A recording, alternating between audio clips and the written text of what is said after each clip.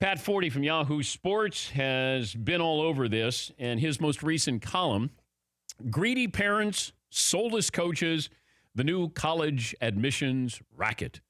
Good morning, Pat. Good morning, Dan. How are you? I'm doing okay. I'm wondering what bothered you the most about this story. Other than all of it, clearly the parents absolutely bothered me the most because while, it's shameless academic fraud and actually screwing over their own teams by the coaches, I could understand if you are an assistant coach or something at Yale, or I guess a soccer coach making, I don't know what you make it, $70,000 a year, and somebody says, here's $300,000 or $1 million or whatever to get my kid into school. Hey, that would at least be tempting.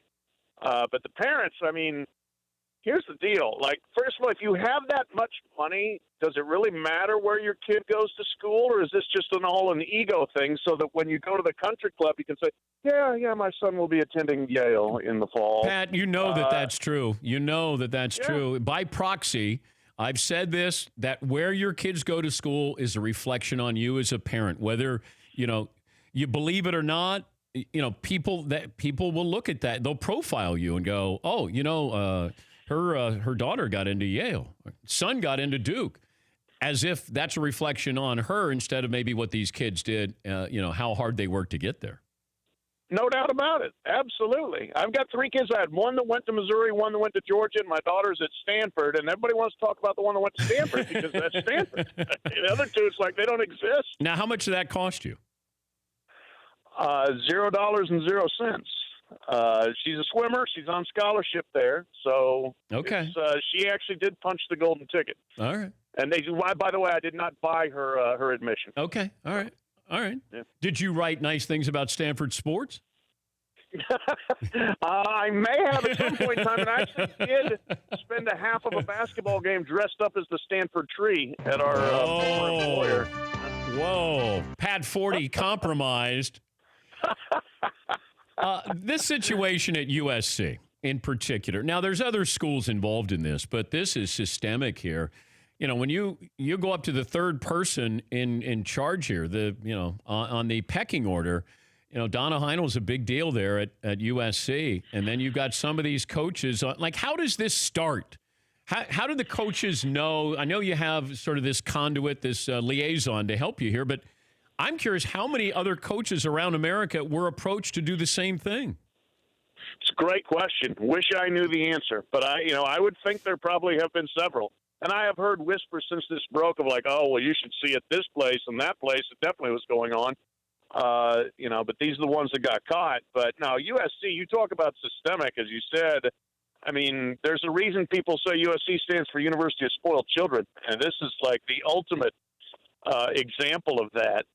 But they've had presidential corruption. They've had athletic department corruption. They've had, major NCAA sanctions. And now you got this. It's like, my gosh, what is going on at that little enclave in South Los Angeles? It's crazy, the mentality, I think, that goes into the people that go there and the people that work there. Well, there's arrogance that goes into this, or we're not going to get caught, or what's the big deal? You know what? I got a kid into Yale and I got paid a couple $100,000. I'm trying to understand how you rationalize this. You have a water polo coach that may be one of the great coaches in that sport, in the history of the sport, who jeopardized everything.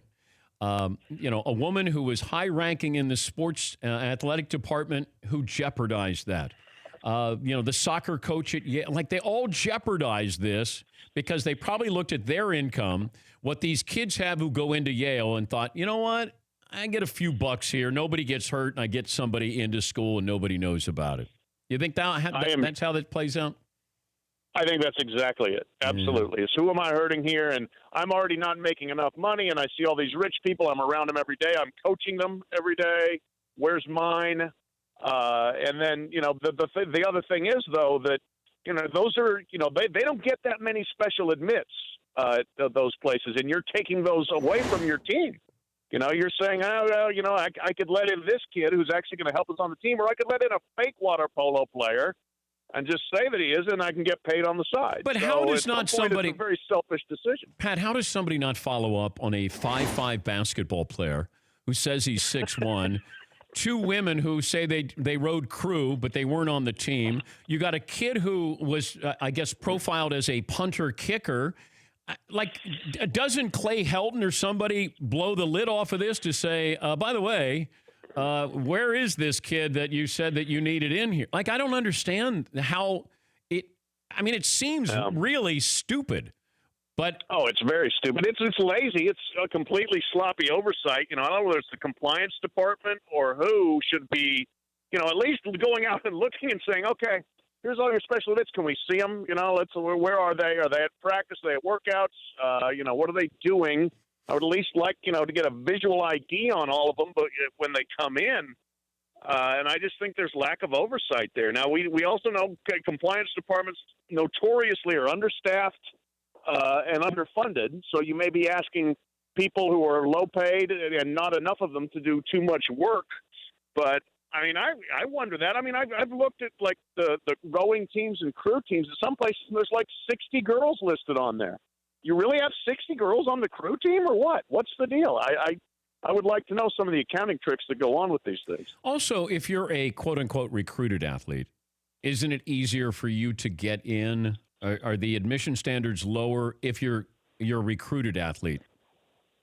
No doubt about it. Yes, I wrote about that, as a matter of fact, a little bit yesterday. My oldest son, who's a really good student, was rejected at Stanford early in his senior year. He asked for early admission, and then had a really good swimming season his senior year, and decided he wanted to swim in college. And we went to Notre Dame, Northwestern, Virginia, Georgetown. We're like, hey, what do you think? They're like, oh, yeah, absolutely.